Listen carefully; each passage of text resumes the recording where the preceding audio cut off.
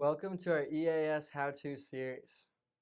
My name is Pat Darche, and I'm the director of our EAS How-To series. We got a special new year. We've done a couple of videos here, but Trevor's going to continue to keep the ball rolling for us. What do you have going for us this week, Trevor? New year, new email address, same me. We're diving into the admin console, and today's going to be an example of one of those routine best practice administrative tasks we should be running. So this how-to is twofold. On a generic level, it's just going to show all you administrators there a quick refresher on how to run a task in EAS. Maybe you're new, now you know how. And more specifically, we're going to use the example of a DL sync task.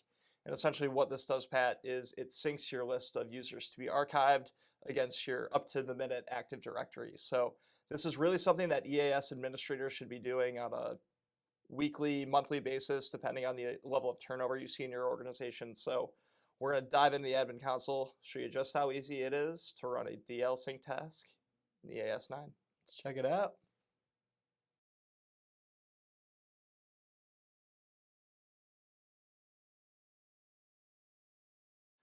So step one is to log into the EAS admin console, which you see I have done so far.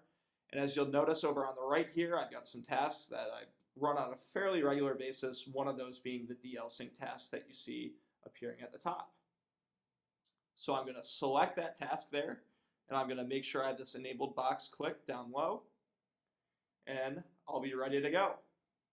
So step three from there, I'm going to navigate up to my tasks toolbar, and I'm going to simply run the current tasks. I'm going to set a priority to it if I have a few different scheduled tasks running. Don't want to run them all at the same time. A duration, make sure it's not running longer than I want, taking resources away from other activities. So I'm happy with this. I hit OK.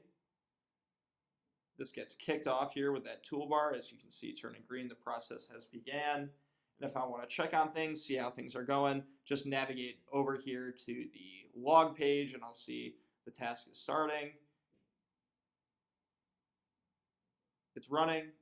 There's some errors there. I can quickly identify, see what those may be. I can see all my users were processed and that the task is completed. So just like that, I've updated my users that are being archived. I know everything is up to date against Active Directory. So Pat, as you saw there, fairly simple. You just load up the admin UI there. The tasks will appear on the right. We've got a bunch of the more frequently used ones, those best practice tasks, like I like to call them, preloaded there. In this case, we just enabled and executed the DL sync task. We can quickly navigate to that other interface, take a look at what our log results were, see if anything errored, go back, run it again if we need to. And there's a lot of those other generic, again, best practice tasks we can run, whether that's syncing client permissions, folders. A lot of people really are adamant about their folder structure. Absolutely. Or PST archive tasks, things like that. So if you have any questions about the kind of tasks that we can run in the admin console, contact me today. Happy to get you in touch with the services team, support team, whoever you need to talk to, and we'll get you on a path to best practice maintenance tasks with EAS 9. That's right, Trevor. We appreciate you diving deeper into the admin console for all our viewers out there.